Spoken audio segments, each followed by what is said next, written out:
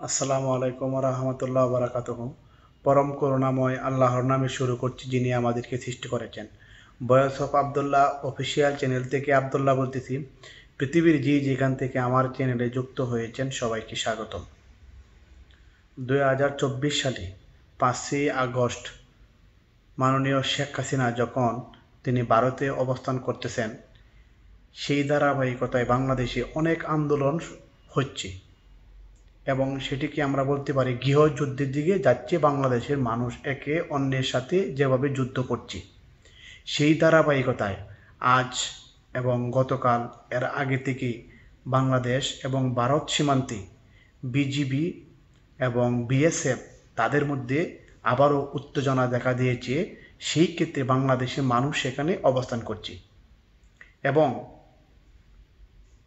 BSF তারা সীমা এবং আইন লঙ্ঘন করে তারা বাংলাদেশের কাছাকাছি এবং ভারতের কাছাকাছি যে সীমা আছে সেই সীমার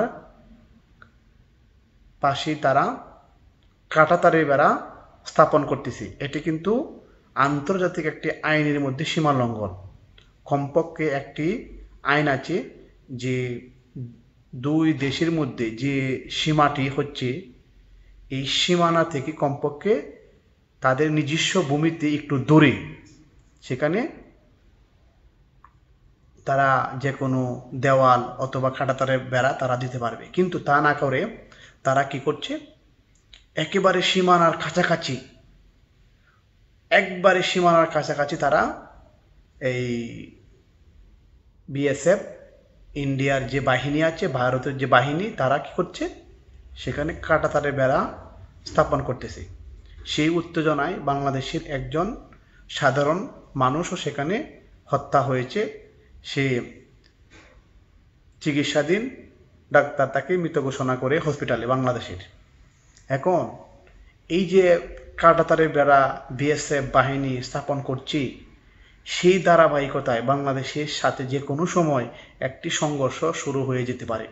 এক তো তারা ভারতের যে বিএসএফ তারা সীমা লঙ্ঘন করে আন্তর্জাতিক আইনকে তারা ওভারটেকিং করে সেখানে সীমানার কাছাকাছি তারা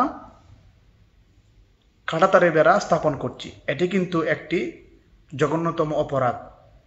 এই অপরাধ কিন্তু বাংলাদেশের মানুষ রুখে দিবে। তাই আমার বাংলাদেশের মানুষ যারা আছেন, আপনারা ধৈর্য ধরুন, দেশকে ভালোবাসুন। এখানে আমাদের বিজিবি যারা প্রধান তারা দেখতেছেন বিষয়টি, তারা তদারকি করবেন। আপনারা বাংলাদেশের মানুষ যারা আছেন সবাই একত্রিত হয়ে দেশের সরকার এবং দেশের বিজিবি যে আইন আছে এই আইন অনুযায়ী আপনারা ধৈর্য ধারণ করুন। এখানে আপনি আমাকে মারেন, আমার বাংলাদেশের মানুষের সাথে যে কোনো যুদ্ধ করতে পারেন, কোনো সমস্যা নাই। কিন্তু একটি দেশ এবং আরেকটি দেশের সাথে যদি যে কোনো একটি ইঙ্গিত নিয়ে যদি মারামারি কাটাকাটি যুদ্ধ লিপ্ত হয়ে যায়, তাহলে কিন্তু তার যে দেশ আছে বা তৃতীয় পক্ষের দেশ এই আমাদের দেশকে কিন্তু ধ্বংস করে ফেলবে। তাই আমি বাংলাদেশের মানুষের কাছে আবেদন করছি, যারা ভারত এবং বাংলাদেশের পাশাপাশি সীমান্তে যারা আছেন আপনারা ধৈর্য ধরুন এবং বিজিবি যারা প্রধান আছে তাদের সাথে আপনারা যোগাযোগ করে একটু ধৈর্য ধারণ করে আপনারা এই দৃশ্যটি উপলব্ধি করুন। আপনারা নিজের থেকে কোনো কিছু করবেন না, এতে আমাদের দেশে একটি বড় যুদ্ধ শুরু হয়ে যেতে পারে। কারণ ভারত কিন্তু অনেক দিকেই একটু অন্যরকম।